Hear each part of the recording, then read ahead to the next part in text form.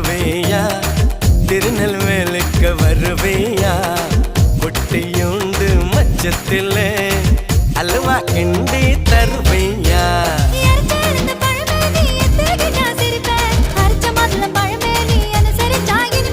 கிடைச்ச முந்தரி பழமே நீ கெட்டதெல்லாம் ஜெயிப்பேன் பிடிச்ச வெள்ளரி பழமே வெக்கம் பார்த்த எடுப்பேன்